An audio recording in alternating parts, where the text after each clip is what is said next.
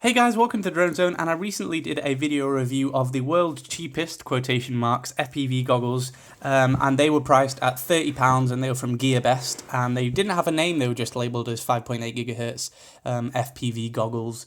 But I'm going to have to do an update video because since then Quanum, which is the company who produced these goggles, have released, well, they've been released for a while, but they've drastically pretty much halved the price of these to down to £25, which is cheaper than the £30 for GearBest ones. So I thought I'd do an updated video of the world's cheapest FPV goggles, if you will, and show you guys what these are like and what I like about them. So I think they were released a couple of months ago, and as I said, now they're only £25. So if you want to go jump on these, I'll leave a link in the description. I think I got them from Hobby King. But there is a slight drawback with these. You don't get the video receiver and you don't get a battery. You only get this neoprene sort of skin, the mold housing, if you will, this foam thing here, and then obviously the monitor here, and then the Fresnel lenses which are inside and adjustable from the outside here, which is quite nice. So I'll do a little bit of a review, tell you guys what I like about them, and then I'll probably do a video in a couple of days comparing the two cheap FPV goggles. So yeah, I've been using them for a while. They're quite heavy, if I'm going to be honest, especially compared to the last ones, which are about 250 grams, including the weight of the battery, the transmitter, obviously all the cables and stuff. Then you've got the monitor itself, which is a bit weighty, and the glass lenses, which you can see in there. They can be quite heavy as well. So all in all, it does add up to quite a bit of weight on your face.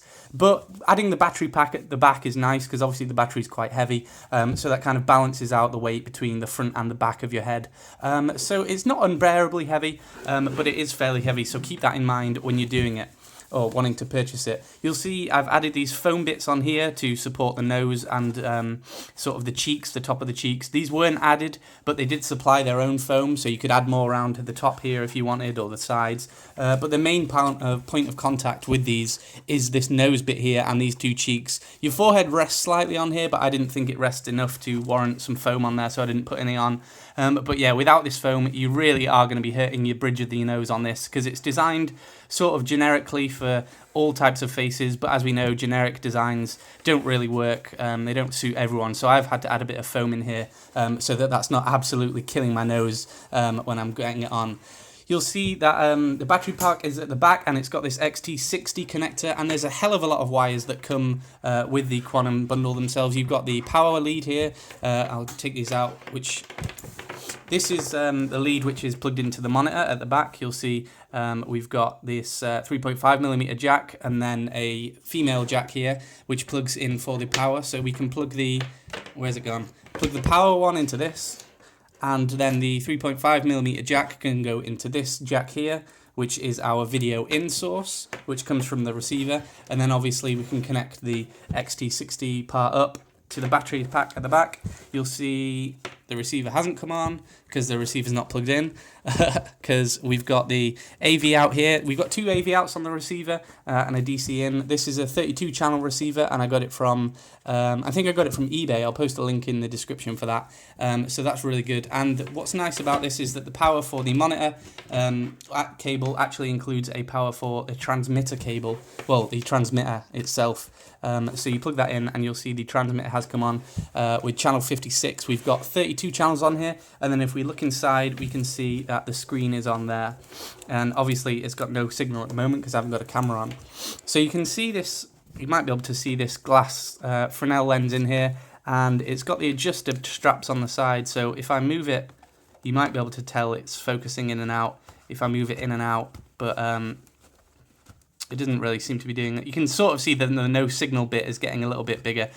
So there's 3 different lenses which come with this, which is quite nice, all different strengths. So if you wear glasses or you're hard of seeing, then you can test different ones out. You can actually add 2 in parallel to see which one suits you best. And I think that's quite nice. There's a lot, as you've been able to tell, there's a lot of straps and stuff and pockets and things on here. I've shoved the wires into this one for the transmitter. The transmitter itself, it's nicely in this big one here with the buttons nice and available on here.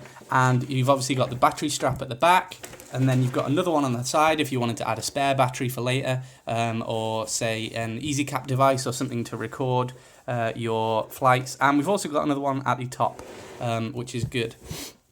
You can also adjust the straps of the sleeve itself, which houses this, so you can push this forwards and backwards and sort of angle your viewing range and focus range a lot more if you want to.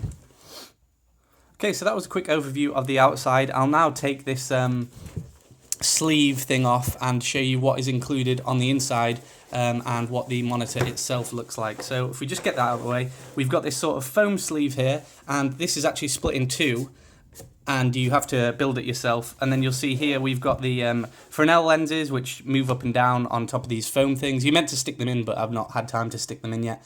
And so you'll see we've got one attached on this side and another attached on this side, and you can tell it's got quite a large focusing power. So if you are short-sighted or wear glasses, you may not need them. Although, to be honest, I think this is quite...